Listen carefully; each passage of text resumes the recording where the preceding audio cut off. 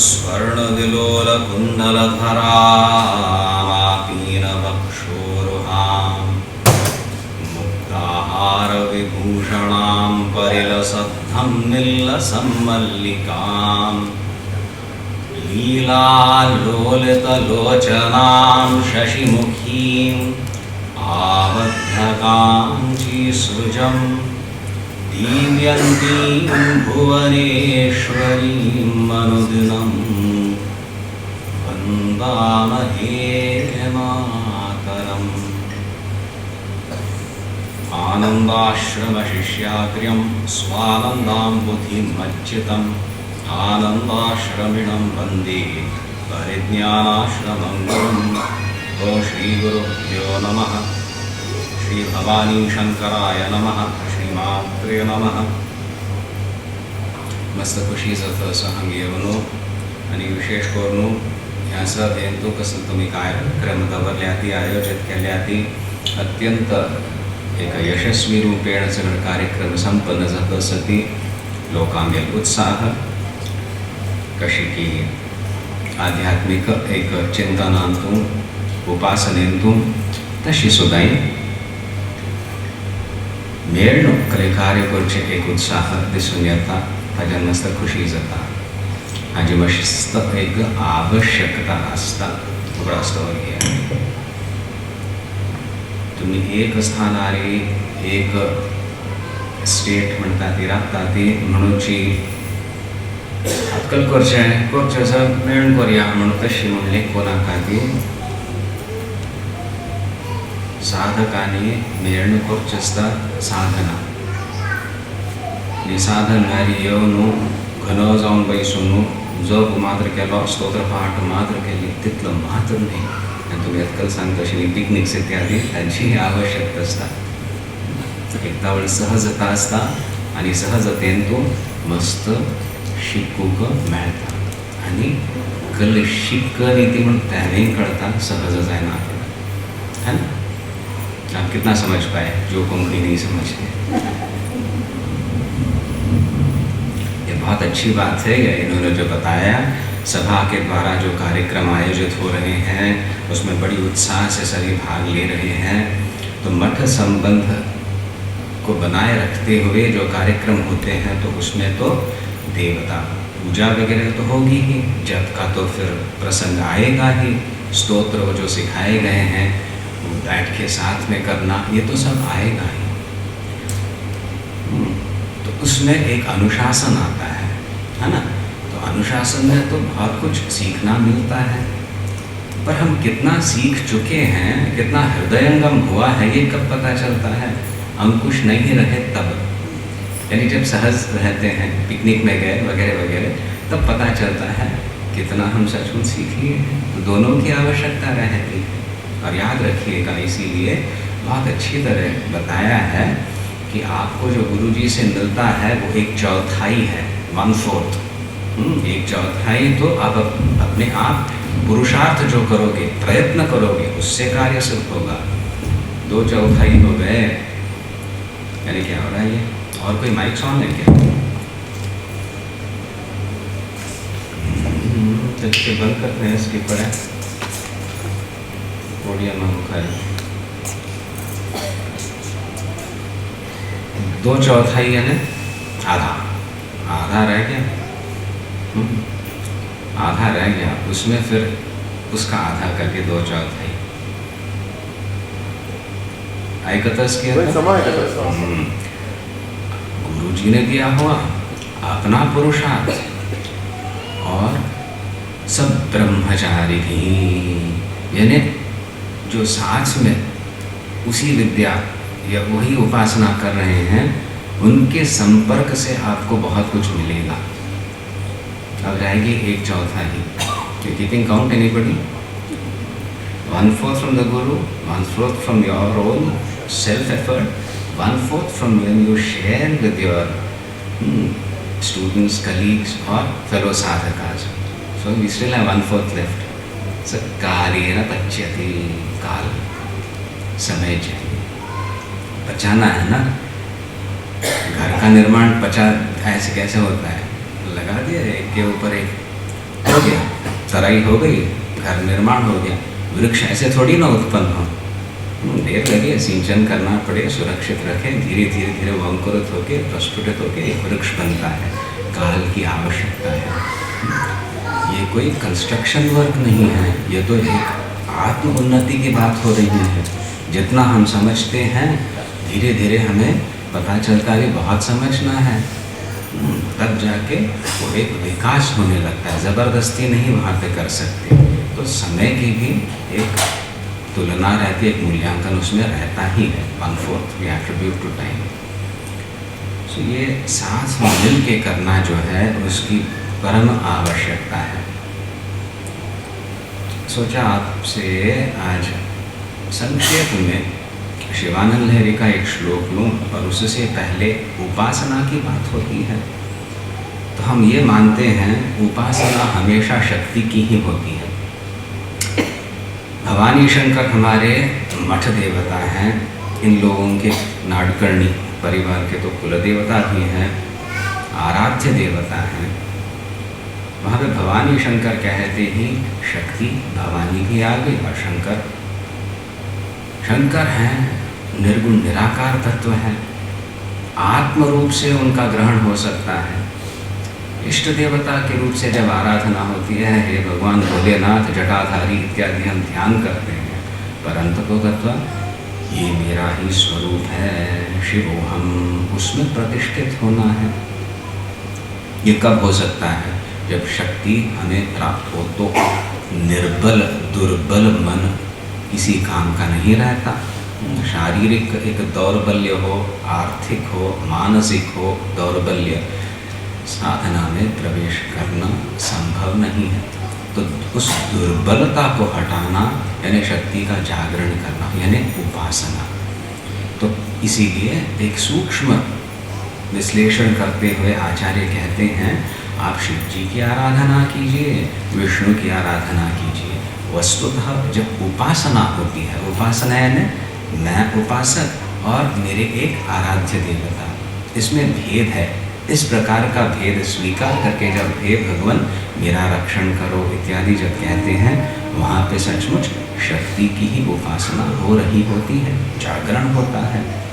ज्ञान की बात आती है तो उस प्रपंचोपशमं शांतम शिवम अद्वैतम, उसी में लीन होने की बात आती है। तो दोनों की आवश्यकता रहती है। एक लक्ष्य है और वहाँ तक पहुँचाने वाली एक अनुग्रहात्मिका शक्ति है। भवानी शंकर वैरामित ग्रहण करता जगतः पितरो वंदे द्वयी, चले रे शक्ती जागरण जाऊं का आणि शक्ति घेऊन कंपनी वचून रक्षा प्राप्त जाऊंगा। तो फिर इस बात को बहुत ही अच्छी तरह से दुर्गा सप्तशती में बताया है।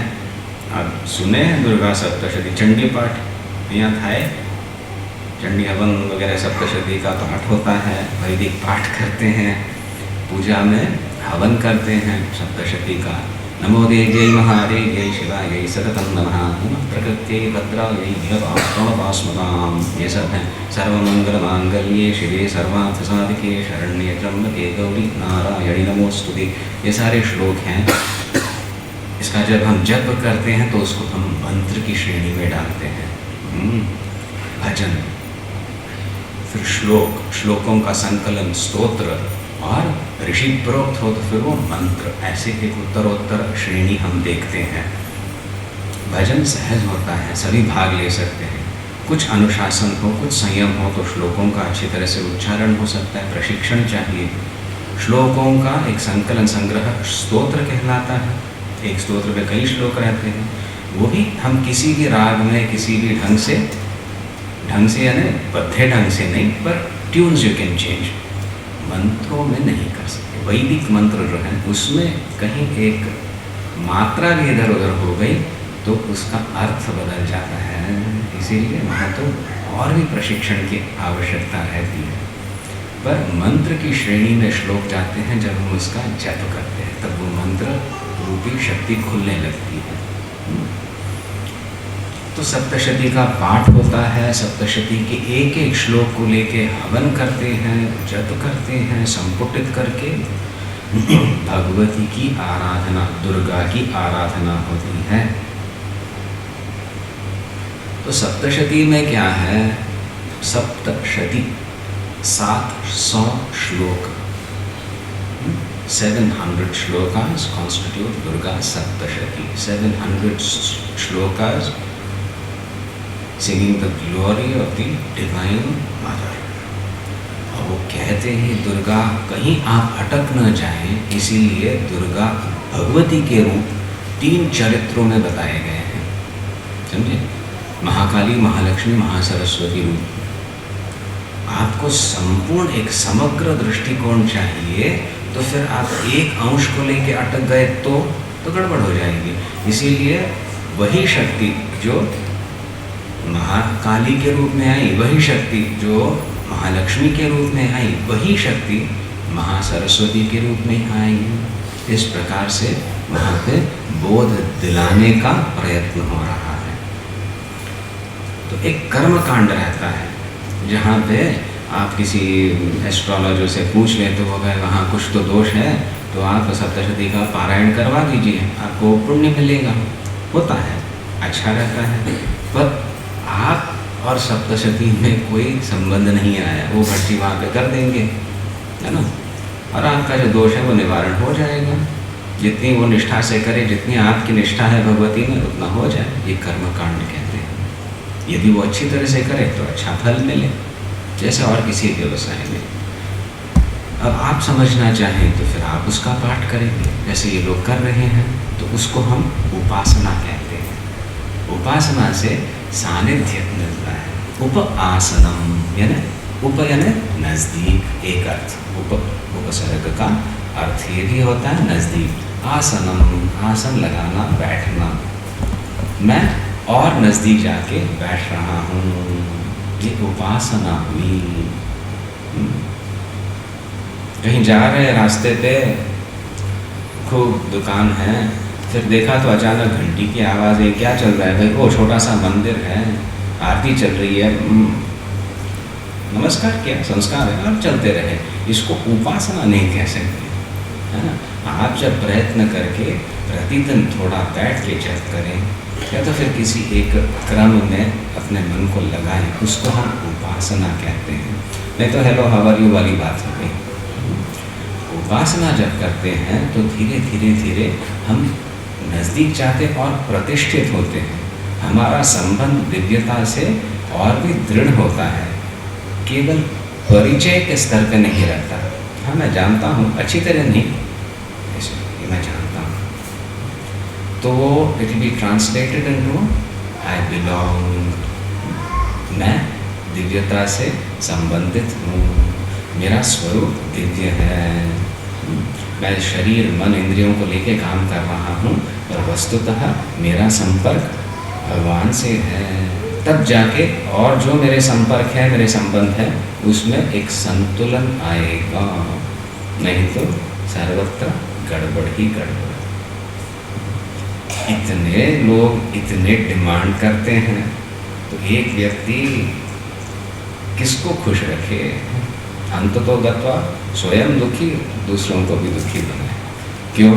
संतुलन छूट गया, अपनी दिव्यता का विस्मरण हो गया, अपना जो मुख्य संबंध है भगवान से वो छूट गया। फिर दूसरे संबंध तो फिर केवल त्रास देने वाले ही होने लगते हैं। इसीलिए उस संबंध को और दृढ़ करना, समझना।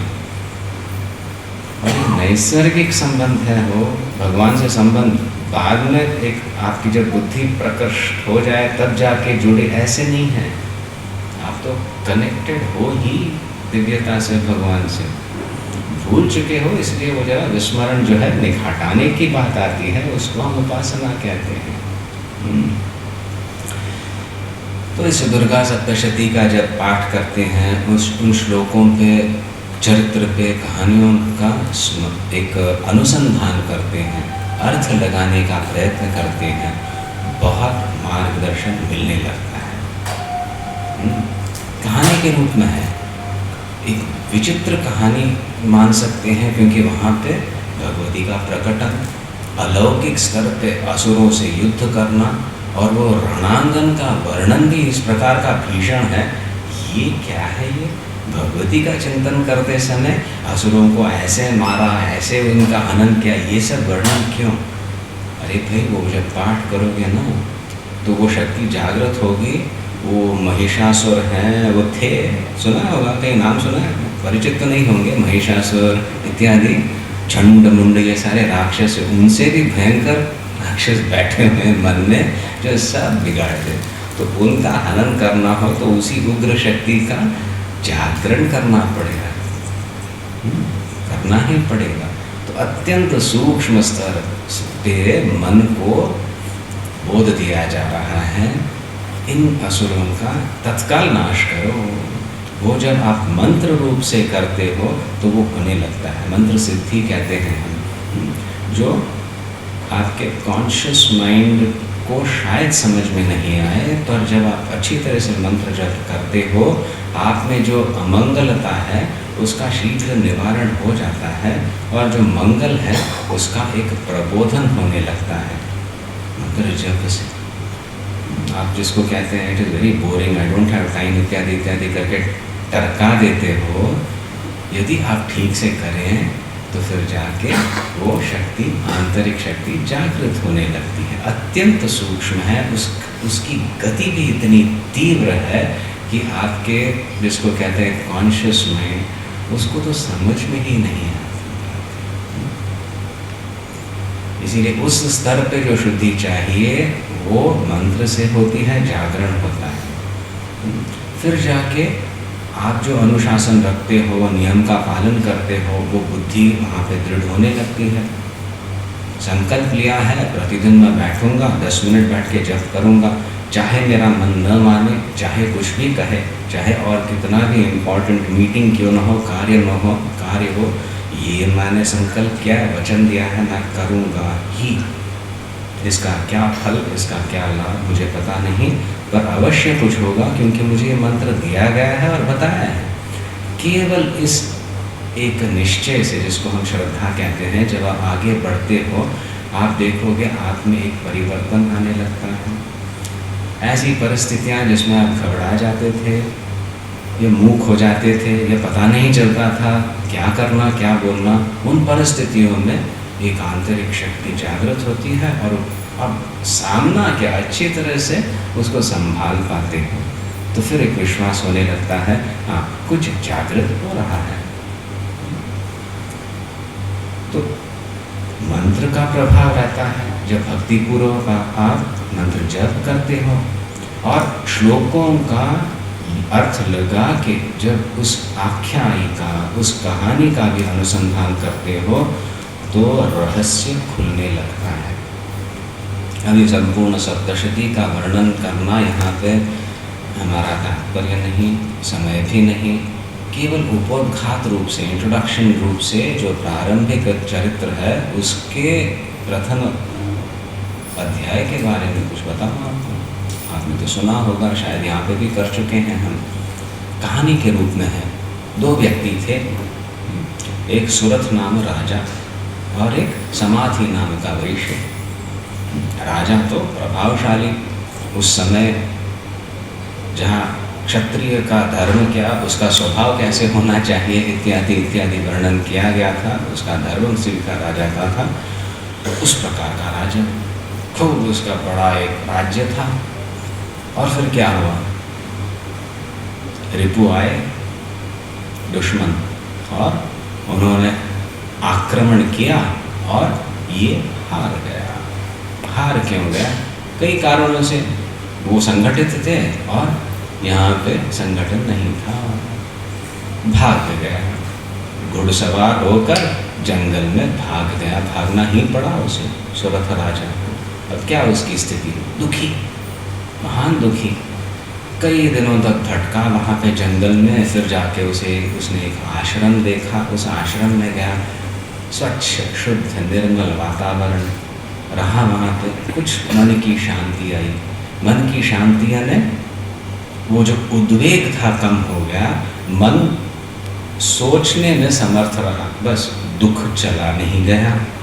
व्यथा थी, पीड़ा थी, दुख था, लज्जा थी, पर सोच सकता था, हाय हाय हाय करना जरा कम हो गया था। क्यों? क्योंकि वो वातावरण में से। फिर जाके उसने देखा सब अपने अपने कार्य में लगे हुए हैं, उपासना कर रहे हैं, यज्ञ आदि काम चल रहा है, वेदों का पाठ हो रहा है, प्रशिक्षण चल रहा है। सभी के मुखारविंद देखें तो अत्यंत तेजस्वी, शांत। उनमें एक को देखा, वो भी दुखी, तो वहाँ पे चला गया, खुश हो गया, मेरे जैसे भी कोई है इस आश्रम में। बोला क्या है और कौन हो? तो उस व्यक्ति ने कहा मेरा नाम समाधि है, उत्पन्नो धनिनां कुले, बहुत ही संपन्न एक घराने में, परिवार में मेरा जन्म हुआ, और जितना पूर्वजों ने कमाया था उसका 10 गुना मैंने कमाया। बहुत अच्छा, तो अभी दुखी क्यों हो? अब मैंने कमाया तो मेरे बच्चों ने कहा कि अभी समय आ गया है, आप अभी चले जाइए, खर्चा करना हम देख लेंगे, और मुझे भगा दिया। तो इस प्रकार से मुझे भगाया गया है, बाहर डाला गया है। आपका वो सिस्टम अलग है, या आधुनिक युग में आपकी जो प्रक्रिया है नहीं चलेगी, outdated, move out, we'll handle it करके दुखी होके आ गया, जंगल में भटकते भटकते आश्रम पहुंच गया। ये भी वहाँ पे दुखी आत्मा बैठा हुआ है। तो राजा ने कहा देखो क्या है ये, विश्लेषण होने लगा। यदि अकेले रहते हैं ना तो शायद गाड़ी आगे नहीं जाती, दो मिले और दोनों दुखी, तो यूँ कहें उस आश्रम में दोनों साधक बन गए। तो राजा ने कहा भाई तू दुखी किस बात को लेकर है? तो उसने कहा ये मेरे लोग हैं, मैंने इनके लिए इतना किया और मेरे साथ ऐसा व्यवहार किया, तो दुखी होना स्वाभाविक है। तो समाधि कहता है बस उतनी ही बात नहीं, मुझे उनकी चिंता लगी रहती है, वो अभी तक ठीक है ना, कोई दिक्कत तो नहीं उनको, कोई कष्ट तो नहीं आया, इस बात को लेके मैं हैरान हो रहा हूँ। समाधि वो वैश्य कह रहा है, एक्स सेठ जी कह रहे हैं कि भाई मुझे जिन्होंने इतना मेरे साथ बुरा व्यवहार किया, उनकी चिंता मुझे क्यों मेरे मन से नहीं निकल रही।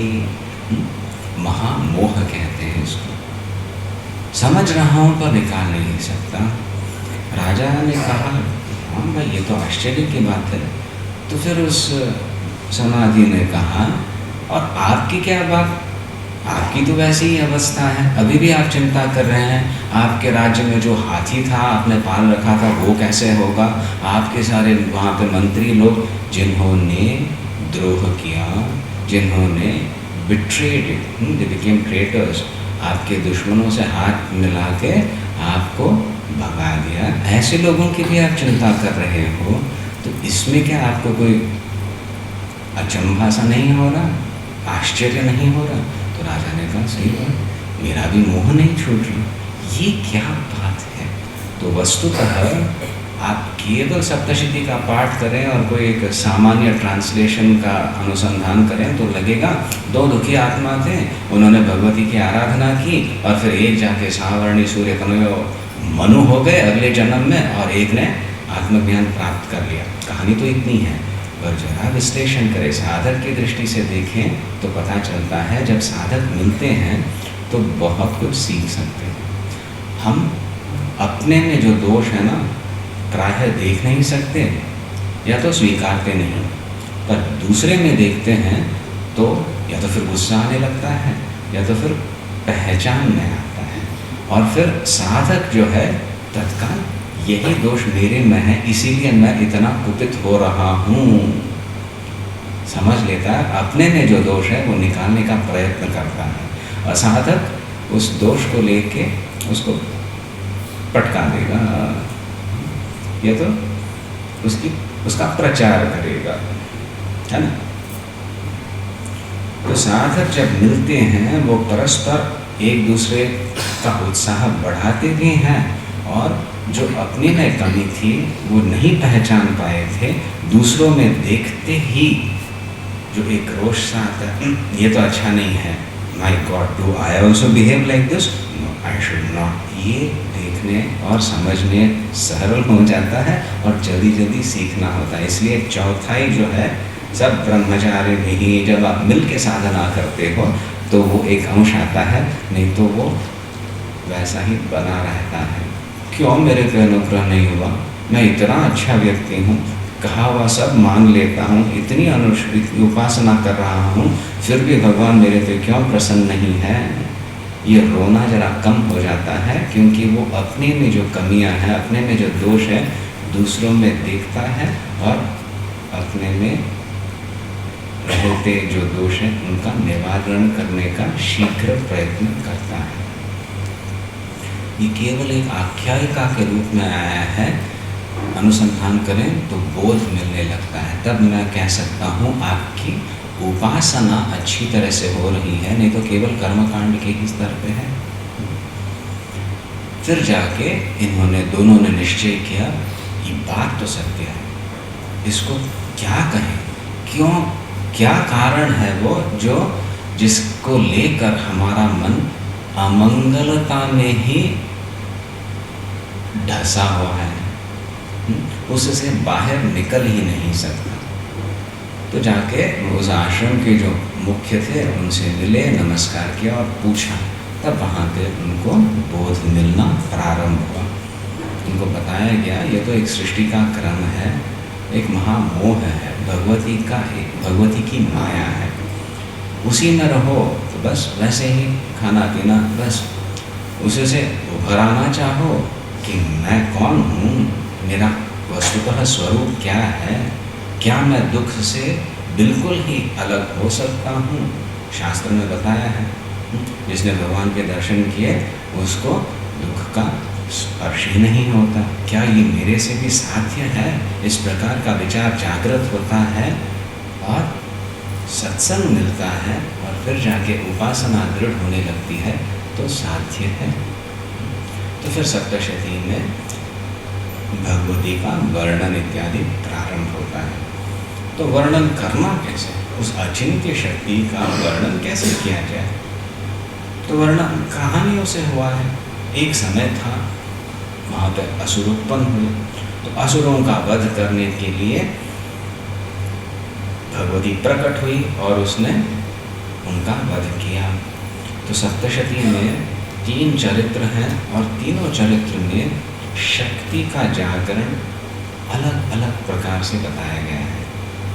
प्रथम चरित्र में तो एक विलक्षण स्थिति है, ब्रह्मा जी बैठे हैं, सृष्टि प्रारंभ ही नहीं हुई है। विष्णु के नाभि कमल में ब्रह्मदेव जो सृष्टि करते हैं बैठे हैं। अचानक 2 असुर उत्पन्न होते हैं, मधुकैटभ, और देखते ही ये कौन है, इसी को खा ले पहले करके उस पर टूट पड़ते हैं। तो वो क्या करें, भगवती का स्मरण करते हैं। ब्रह्मा जी भगवती का स्मरण करें और फिर भगवती वहाँ पे कोई व्यक्त रूप से नहीं आती है, चतुर्भुजा, अष्टभुजा और सारे आयुध वगैरह धारण के उस रूप में वहाँ पे वो शक्ति आती नहीं। विष्णु जो महाविष्णु योग निद्रा में है, वो योग निद्रा रूप से वो हट जाती है और विष्णु को प्रबुद्ध करती है, बोध देती है और फिर जाके विष्णु युद्ध करके उन असुरों का आनंद कर देते हैं। इस प्रकार से द्वितीय चरित्र में और ही कुछ है, महिषासुर का युद्ध वगैरह करना है तो वहाँ पे विलक्षण रूप धारण करती है देवी। वो भी कैसे, सारे देवता एकत्रित होते हैं, कहते हैं ये भयंकर आतंक है, महाअसुर उत्पन्न हुआ है, हमसे ये परास्त नहीं होता, क्या करें? भगवती की आराधना की, स्मरण करते ही उन देवता, प्रत्येक देवता को एक प्रकार से रोष आने लगा, गुस्सा आने लगा, ये असुर अनर्थ कर रहा है, ये हम सहन नहीं करेंगे। तब प्रत्येक देवता के शरीर से एक तेज शक्ति निकली, वो घनीभूत हो गई और वो शक्ति भगवती का रूप धारण करके जाके आगे जाके उस असुर का, उस शक्ति ने, देवी ने हनन किया। वहाँ पे एक मूर्त रूप है। तृतीय चरित्र में तो और भी विलक्षण रूप बताया गया है, सरस्वती रूप से। तो हम देखते हैं सप्तशती में भी यद्यपि उस अचिंत्य शक्ति का बोध आपको मिले, यह प्रयत्न किया गया है। कहीं आप एक रूप में न अटके, ये भी एक कॉशन दिया गया है। You have to understand, accept Shakti in her totality. Don't get stuck in a particular form. तो इस दृष्टि से सप्तशती में शक्ति का प्रकटन अत्यंत सूक्ष्म रूप में, दूसरा तेजस रूप में, और तीसरा एक प्रकार के स्थूल रूप में बताया गया है। तो उस पर मनन करने की आवश्यकता रहती है, तब आपको पता चलेगा कि आपके जीवन में भी आध्यात्मिक स्तर पे हो, अधिदैविक स्तर पे हो, या तो अत्यंत एक लौकिक स्तर पे हो, अच्छा मंगलता चाहते हो तो शक्ति का कैसे जागरण किया जाए। अध्यात्म कहते ही व्यवहार को भूल जाओ और फिर अध्यात्म प्रवेश होगा, ऐसे हम नहीं कहते। क्योंकि व्यवहार में धसे हुए हो तो फिर व्यवहार से बिना संभाले एकदम, भाई ये तो भगवान संभालेंगे, मैं भगवान का चिंतन करता हूँ, सोचें, वो होने वाला नहीं है।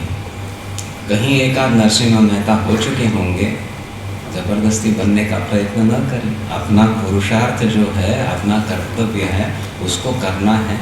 इसमें मुझे बुद्धि दे, इसमें मुझे एक मार्गदर्शन दे, यश दे करके प्रार्थना करते हुए जितना हम उस दिव्य शक्ति का अनुसंधान करते हैं, अनुस्मरण करते हैं, वो शुद्धि लाती है और मंगलता लाने लगती है। फिर मन का खेल नहीं, मन का भी स्वभाव कहेंगे, मन उसी में आकृष्ट होता है जो उसे सुखी बनाए। विषय सुखी बनाता था, तात्कालिक सुख, अब एक शाश्वत शक्ति का अनुभव होने लगता है साधक को, जिसको लेके जीवन में एक संतुलन आ रहा है, निर्भीकता आ रही है, अव्यक्त जो एक कला है वो व्यक्त हो रही है। ये देखते ही मेरे जीवन में कुछ चमत्कार हो रहा है। जब मन समझता है तो वो उस शक्ति में आकृष्ट हो जाता है, बताने की आवश्यकता नहीं रहती। कोई बहुत भूखा हो, आया है, उसके सामने कुछ परोसा गया है, तो कोई भाषण देने की आवश्यकता, अरे खा लो ना, कितने बार कहें खा लो ना, वो तो खाने लग जाएगा ही। इसी प्रकार से जब मन को समझ में आई कि एक शक्ति है जो मेरे पास हमेशा है, और उसका जितना संपर्क बढ़े उतना जीवन में एक ओजस्विता, मंगलता आने लगती है, तो मन उसी में आकृष्ट होने लगेगा। तब तक प्रयत्न करना ही पड़ता है, उपासना करनी पड़ती है, जागृत करनी पड़ती है वो शक्ति को, उसको मर्यादा कहते हैं, रिस्पेक्ट देना पड़ता है। मूड आए तो कर लिए, आज जरा काम ज़्यादा है, अभी तो वेकेशन चल रहा है, अभी थोड़ी ना जब करना है, बाद में फिर से एग्ज़ाम के समय टेंशन आए, उससे पहले कर लो, फिर एग्ज़ाम में तो भूल जाए, और घोटाला, जीवन पर घोटाला, ऐसे सब काम नहीं चलेगा। इसीलिए पहले बुद्धि को दृढ़ करना रहता है। जिसकी बुद्धि दृढ़ है ना, वो व्यवहार में भी कुशल रहता है, ये तो बेवकूफ़ बन जाता है। तो बुद्धि को लेके तुमने संकल्प लिया है, बुद्धि को लेके गुरु जी को वचन दिया हुआ है, तो उसी बुद्धि को लेके प्रतिदिन बैठो ना। अपने पेट खराब है इसलिए मैंने आज जप नहीं किया, तो आप पेट के गुलाम बन जाओगे। मेरा मन ठीक नहीं है इसलिए मैंने जप नहीं किया, तो मन के गुलाम बन जाओगे, मन के अधीन हो गए। और मन में तो विचार आते जाते रहते हैं, मन में तो सुख दुख बिना कारण के भी उत्पन्न हो सकता है। सब बढ़िया चल रहा है, किसी ने कुछ ऐसे देखा है, ये तो क्या, वो तो और अच्छा था, गए हो गया, सब फेल थे गई, ऐसी भावना आ जाती है। फिर कोई कितना भी समझाए, और उस मन के भरोसे तुम सुखी होना चाहते हो, उस मन के भरोसे मेरा मूड ठीक हो तो मैं जब करूँगा बोलोगे, तो जिंदगी तो उसी के गुलाम रहोगे। तो एक बुद्धि जो तत्व है, निश्चय आत्मिका है, उसको लेके हम साधना शुरू करते हैं। पर केवल बुद्धि से वो ऐसा आनंद आएगा ऐसे नहीं, तो उसमें उड़ेल देना रहता है। भावनात्मक भी एक शक्ति है हमें, उसको भी जागृत करनी रहती है। तब जाके चिंतन सत्संग की आवश्यकता रहती है। पर वो बुद्धि बनाए रखे, बुद्धि को छोड़े नहीं, कांस्टेंट फैक्टर। फिर जाके जब वो कला वगैरह कार्य करने लगती है भगवती की, तब आनंद आने लगता है, सत्संग मिलता है तो और स्पष्टता आती है।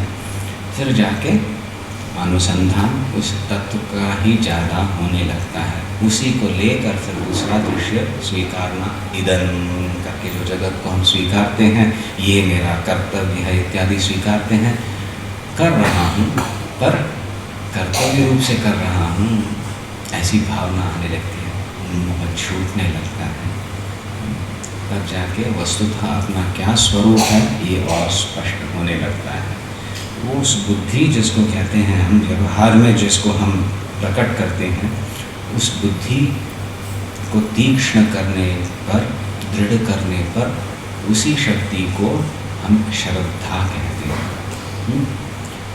लौकिक स्तर पर बुद्धि का प्रयोग और आध्यात्मिक चिंतन करते समय, आध्यात्मिक तत्वों का अनुसंधान करते समय श्रद्धा एक विलक्षण ये शक्ति है। ये जागृत हो गई तो बेड़ा पार। नचिकेता की कहानी उपनिषदों में आती है।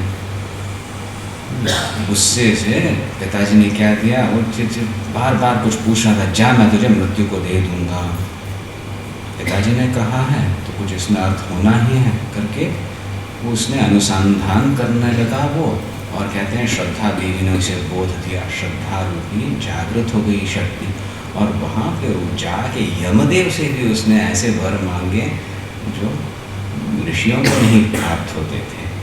श्रद्धा कहते हैं उसे। वो श्रद्धा अलौकिक एक शक्ति है, उसको हम जागृत करने का प्रयत्न करते हैं, पर बुद्धि का प्रयोग करते हुए। श्रद्धा को बदनाम करने वाले वो साधक हैं जो बुद्धि का प्रयोग नहीं करते, इसलिए दूसरे देख के हाँ श्रद्धा की बात करते हो। श्रद्धा फेथ इज ब्लाइंड कहते हैं। श्रद्धा is a quality which transcends the intellect, बुद्धि। It doesn't circumvent. You can not say I won't use my बुद्धि लौकिक स्तर पे एंड आई बिलीव इन श्रद्धा। यानी एक स्टूडेंट कहे भाई मुझे तो इतनी श्रद्धा है भगवान में, मैं जाऊंगा, ये एग्ज़ाम है इसमें तो मैं फर्स्ट आ जाऊंगा। बहुत बड़ी बात है। अध्ययन तो मैं क्यों करूं, बुद्धि का काम क्यों लूँ, मैं केवल श्रद्धा पे मेरी गाड़ी चलनी चाहिए, ऐसे हो सकता है ना। इसीलिए लौकिक स्तर पे व्यवहार में अनुसंधान करने पे वो जो शक्ति जागृत होती है, पहले श्रद्धा को सुदृढ़ करती है, बुद्धि को, और वही बुद्धि फिर अलौकिक चिंतन, आध्यात्मिक चिंतन में श्रद्धा रूप से परिणत होती है, जिससे डायरेक्ट कहते हैं संपर्क होने लगता है, सीधा संपर्क होने लगता है दिव्यता से। तो ये हमारा कर्तव्य रहता है। तो ये समझ ले, बात बहुत सरल भी है, और यदि विश्लेषण ही विश्लेषण रह जाए तो बहुत ही गरिष्ठ हो जाती है, बहुत डिफिकल्ट, समझ में नहीं आती। Swami ji what do you mean by spirituality, कोई पूछ ले तो क्या कहें।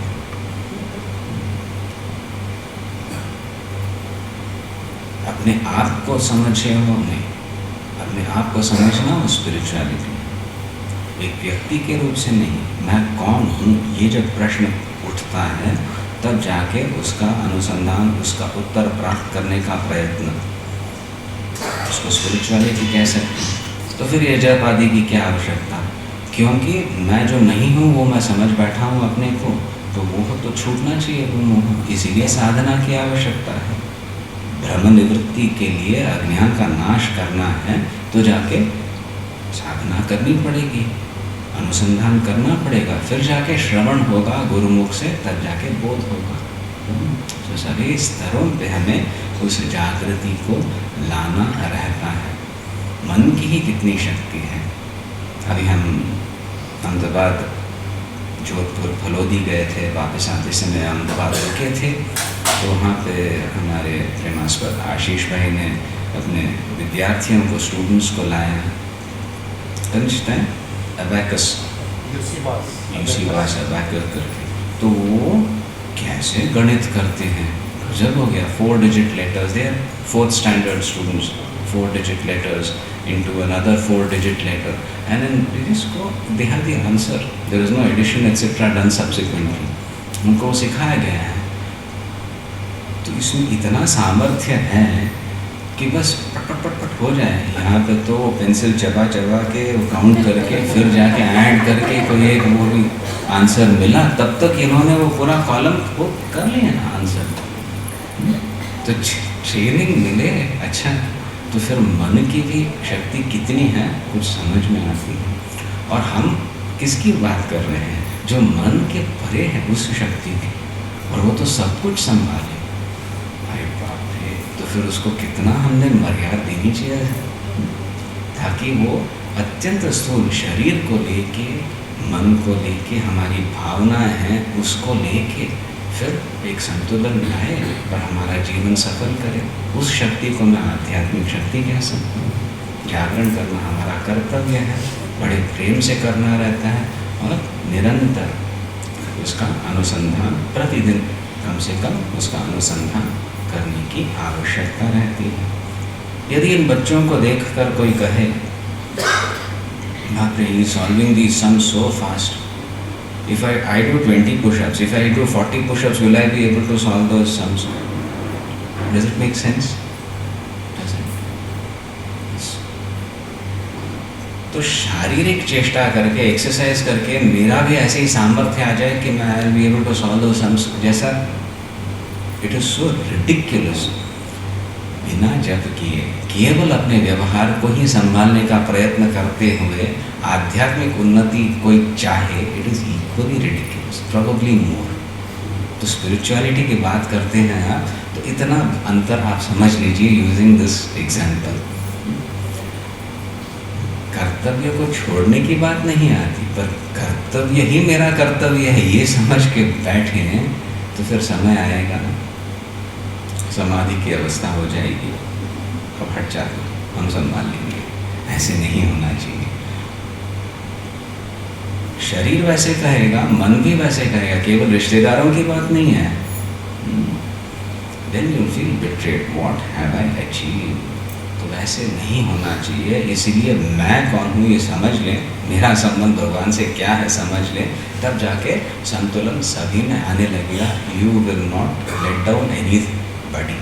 अपना कर्तव्य पालन भी सहजता से होगा, बहुत बल मिलेगा, वस्तुतः आनंद आने लगेगा, जो केवल एक तात्कालिक विषय भोग से नहीं मिल सकता।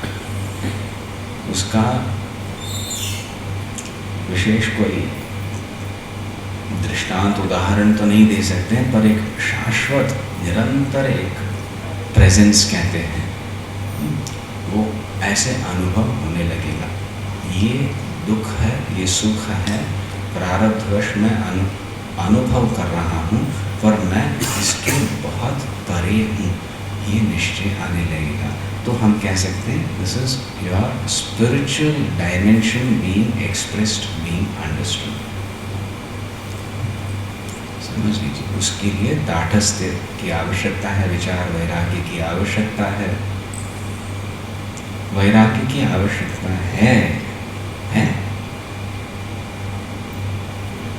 बाबा जी कह रहे हैं, हम अभी हाँ कहेंगे, हम वैराग्य को लेके क्या करें? वैराग्य की आवश्यकता है, माँ बाप को है, और जहाँ नहीं होता है तो देखते हैं क्या होता है। मेरा लड़का 4 साल का मेरे पे निर्भर है, मैं जो बताऊँ वही करे, राजा बेटा मेरा। और वो 25 साल का हुआ है, माँ कहती है यही करना चाहिए, 7 बजे तुझे लौट आना चाहिए घर में, क्या होगा? वो आएगा ही नहीं। इसका वैराग्य नहीं हो रहा है, वो समझ नहीं रही है कि भाई अभी संबंध में परिवर्तन आ रहा है। तो वैराग्य न होने के कारण, केवल मोह के होने के कारण, जो एक संतुलन आना चाहिए संबंध में, जो समझ आनी चाहिए, वो नहीं आती।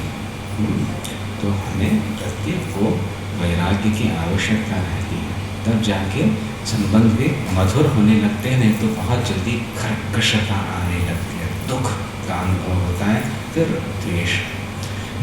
तो वो संतुलन तब आता है जब हम बुद्धि का प्रयोग करते हैं, व्यवहार में वैराग्य लाते हैं।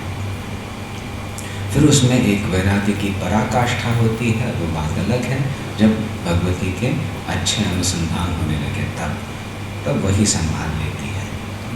पर इतना याद रखें, हमारा स्वयं का पुरुषार्थ, और वो भी सही रूप से, यानी दीक्षित होकर कि ऐसे अनुष्ठान करना चाहिए, ऐसे एक निश्चय करके। आज कुछ पढ़ लिया, बढ़िया मंत्र वो किए 2 महीने, फिर और किसी ने कहा उससे भी श्रेष्ठ ये मंत्र है, वो छोड़ दिया, दूसरा किया, फिर जाके जितनी बुद्धि भगवान ने दी थी वो भी खत्म कर दी, फिर क्या रहा क्या। तो निश्चय आता है, उसको लेके आगे बढ़ना है। फिर जाके अपने साथ जो साधना कर रहे हैं उनसे, उनके साथ उपासना भी की। और जहाँ पिकनिक में गए तो वहाँ पे देखा कितना द्वेष, कितनी ईर्ष्या उमड़ आए। अरे बाप रे, यदि उसमें आ रही है तो फिर मेरे में भी आ रही है, तो उस पर चिढ़ूँ उससे से पहले मेरे में जो है वो उसको निकाल दूँ। साधक सोचे और फिर मैं उसकी सहायता करूँ। देखो समझ लो भाई, सभी दुखी हैं, ईर्ष्या करने की आवश्यकता नहीं। समझ लो, most of the times we find that when you react very badly to certain personality traits or behavior of people, it is because you have that fault within you, and when you see it reflected somewhere in some other person, you just can't tolerate it. Very strange. I don't know मनोवैज्ञानिक क्या कहते हैं, पर ये देखा है, यदि मेरे में वो अवगुण नहीं है तो मैं उसको कम से कम सहन कर सकूँगा दूसरे में, और परिवर्तन लाने का प्रयत्न करूँगा। यदि मेरे में भी है तो मैं उसको सहन ही नहीं कर पाऊँगा, इसलिए चिढ़ आती है। मन का खेल है। तो साधक जब मिलते हैं तो एक दूसरे का उत्साह बढ़ाते हुए और जो अमंगलता है निवारण करते हुए वो चतुर्थांश को पूर्ण करते हैं। फिर समय की भी आवश्यकता है, इसीलिए हम आते रहते हैं, तुम्हारी खबर लेवा माटे। 2 बार आए थे तो हो गया, हो जाना चाहिए था, ऐसे थोड़ी बार बार आना पड़े। फिर तीसरा तो है अनुग्रह। अनुग्रह से बहुत कुछ होता है। जब शरणागति की बात आती है तब अनुग्रह सचमुच काम करने लगता है। हमने बुद्धि का प्रयोग किया, हमने श्रद्धा बढ़ाई, हमने परस्पर एक दूसरों की सहायता करते हुए साधना की, तब जाके अनुग्रह और भी स्पष्ट होने लगता है। शरणागति सहजतया होती है, उसमें कोई कपट नहीं रहता, उसमें कोई भय नहीं रहता, उसमें केवल प्रेम से होने लगती है शरणागति। तब वो गुरु का अनुग्रह, वो चतुर्थांश है, वो खिलने लगता है। और अंततो तत्वा, यानी द फाइनल एनालिसिस टू से पता चलता है केवल अनुग्रह ही से सब हुआ। मैं और मेरा तो अत्यंत क्षुल्लक था, मैं कर रहा हूँ, ये तो क्षीण होने लगता है। और केवल उस अनुग्रह से ही उसी प्रवाह में आगे गाड़ी बढ़ रही है, वो अनुभव होने लगता है। उस वहाँ तक तो हम पहुँचे, तब जाके ये सब मिलना वगैरह सचमुच सार्थक होने लगेगा। और अवश्य होगा, हमें विश्वास है। जिस प्रेम से आप लोग बुलाते हो, जिस एक उत्सुकता से आप लोग इन सत्संगों में भाग लेते हो, और क्वार्टरली आपका कार्यक्रम इत्यादि भी रहते हैं, तो हमें विश्वास है गुरु के अनुग्रह से वो एक इच्छा, आध्यात्मिक इच्छा आप सबों में जागृत हुई है, और उसी शक्ति के अनुग्रह से वो एक परिपूर्णता को आपके सामने प्रदर्शित करेगी, आपके जीवन में वो मंगलता लाएगी। ऐसी ही प्रार्थना हम क्षण प्रति क्षण आप सबों के लिए गुरु चरणों में करते रहते हैं। अतः भजन कंचन अनंतर पूजा है सब।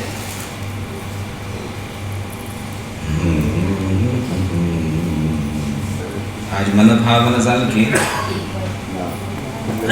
आज मन जल के मणि की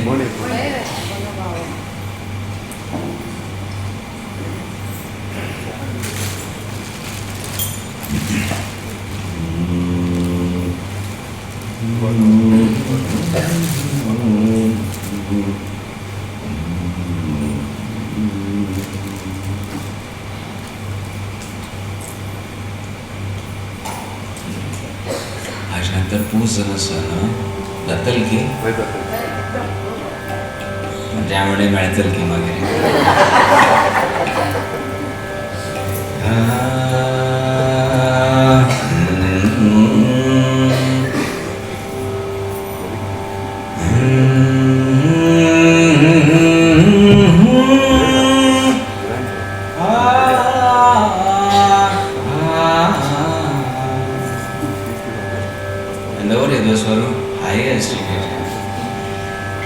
भजन म्हणातील मस्त दिवस कमी करूयात की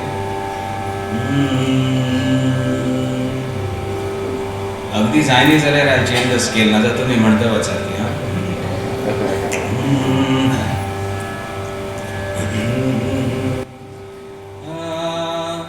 मन भावन मेरो सतगुरु गुरु चरणों में चारों धाम मन भावन मेरो सतगुरु गुरु चरणों में चारों धाम मन भावन मेरो सतगुरु गुरु चरणों में चारों धाम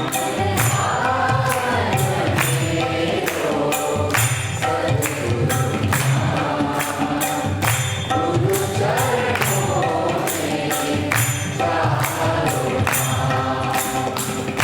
धाम गुरु ने मिटाई विषय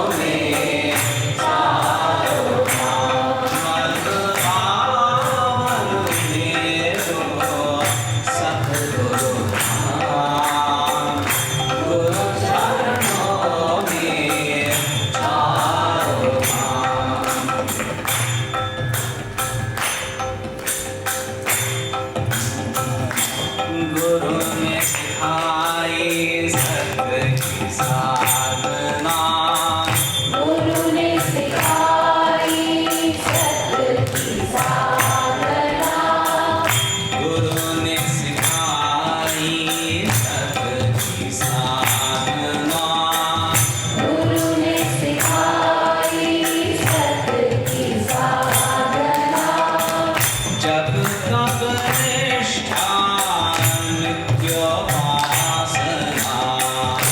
जप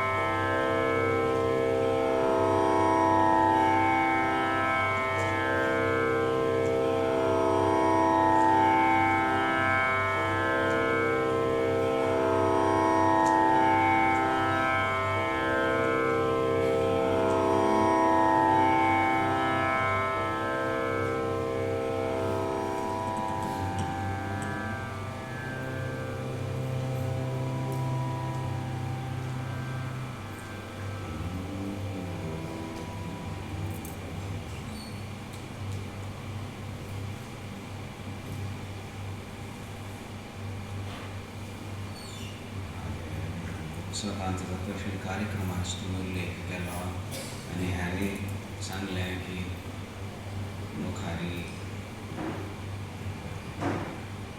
सेवा सप्ताह आणि वचन निर्णय घेऊन असं ते किती घेऊन झालं. So collectively what sadhya Zaishna, I don't expect 7-8 members of a particular sabha to join and go and attend a specific seva sattva. But bhakta exanan koriyata, वेळ koriyata, बरेच जातात, मस्त ते शिकून मिळतात आणि त्यांचे एक वातावरण असं 7 दिवस आम्ही का नाही सांगतात की 7 दिवस मी राबले अजून एक कार लागतो एक आश्रम वातावरण असं मोड मोठाचे एक कोलाहल ना तर तसे निमित्ताच वगैरे लाभ घे ती आता तू थोडे एक्झिबिशन की करले थोडे चिकेचे तरी आम्ही कोणाक अगदी जायना की 4 दिवस सुद्धा तुम्ही ऑफिशियली राबवली तरी सेवा सप्ताह म्हणून कुठे ठेवून कॅटेगरी तुम्ही केलं 4 days, 5 days learn, it will help immensely.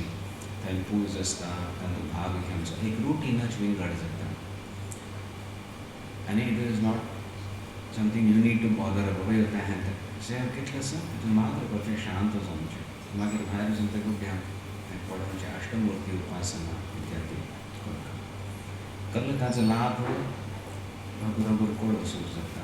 Because it's the spiritual portion, it's not immediately perceptible, but it is very, very powerful. संस्कार पडतात आणि मन हळूहळू एक towards the divine, it begins to open up. तशी जाता करायचं कल जात ना मैं करा घार येणार पण कडे आहे मस्त परिवर्तन आली तरी घार सुद्धा म्हणतात गोची बरेच झालं हो घराही शांती अशी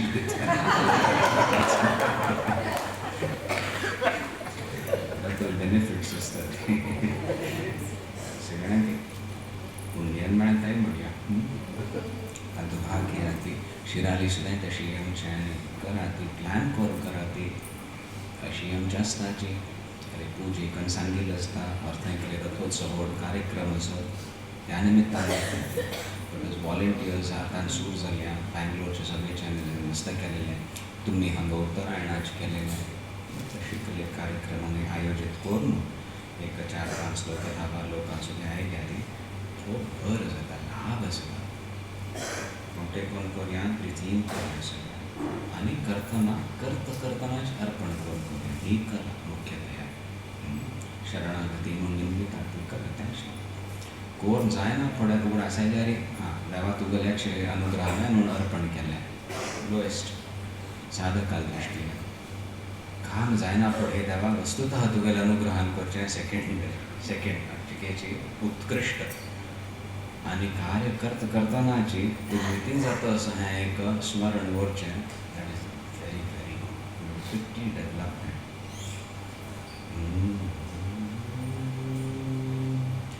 ॐ नमन्तु साधकाः सर्वे विनश्यन्तु विदूषकाः अवस्थाशां भवीमेस्तु प्रसन्नोऽस्तु गुरुस्सदा सर्वे भवन्तु सुखिनः सर्वे सन्तु निरामयाः सर्वे भद्राणि पश्यन्तु मा कश्चित् दुःखं